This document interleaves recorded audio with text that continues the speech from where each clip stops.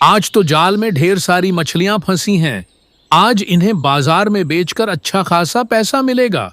लेकिन सबसे पहले मैं घर जाकर माँ के हाथों का खाना खाऊंगा, फिर आराम से मछलियां लेकर बाजार निकलूंगा।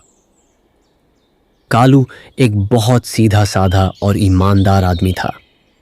उसका पूरा दिन तालाब में मछलियां पकड़ने और फिर उन्हें बाजार में बेचने में बीतता।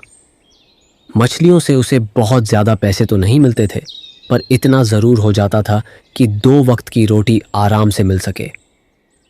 शाम को जब वह घर लौटता और माँ के साथ बैठकर खाना खाता, तो उसे लगता कि यही उसकी सबसे बड़ी खुशी है।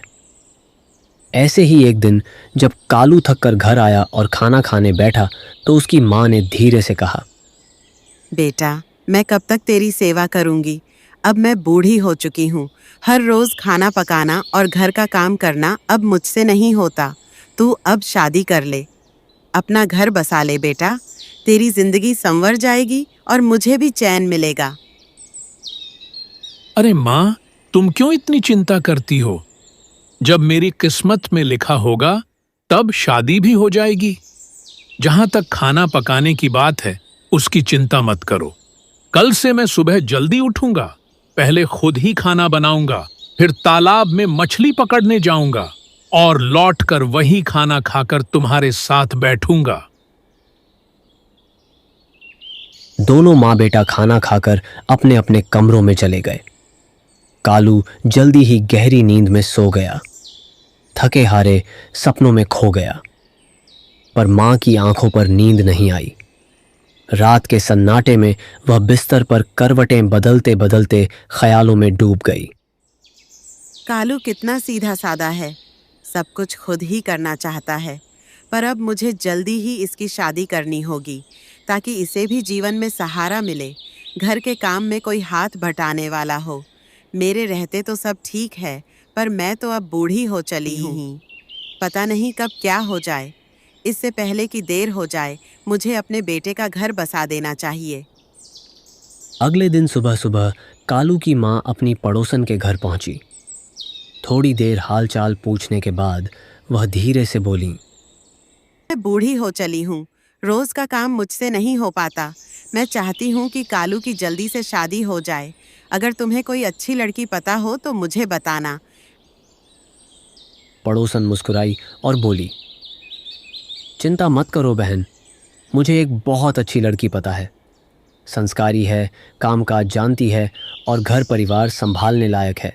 कल ही मैं उसे लेकर तुम्हारे घर आऊंगी। दूसरे दिन सचमुच पड़ोसन अपने वादे के मुताबिक उस लड़की को लेकर कालू की माँ के घर पहुँच गई। लड़की साधारण पर साफ सुथरे कपड़ों में थी। शर्म से नज़रें झुकी हुईं और उसकी शालीनता देखकर कालू की माँ का मन भीतर से प्रसन्न हो गया। कालू की माँ को लड़की पहली नज़र में ही पसंद आ गई। वह मन ही मन बोली, यही तो मैं चाहती थी, सीधी सादी और घर गृहस्थी संभालने लायक बहू। गांव की परंपरा और नियम के मुताबिक लड़की और लड़के को कुछ देर आपस में बात करने के लिए अलग बैठा दिया गया। दोनों थोड़ी झिझक के साथ धीरे धीरे बातचीत करने लगे। कुछ समय बाद कालू की माँ अंदर आईं और मुस्कुराते हुए बोली, बेटा, अब मुझे बताओ, तुम्हें यह रिश्ता कैसा लगा?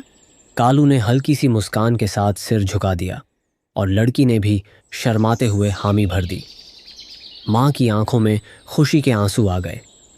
उन्होंने पड़ोसन से कहा, मुझे तो यह रिश्ता बहुत अच्छा लगा और बच्चों को भी पसंद है। अब तो यही रिश्ता पक्का मानो।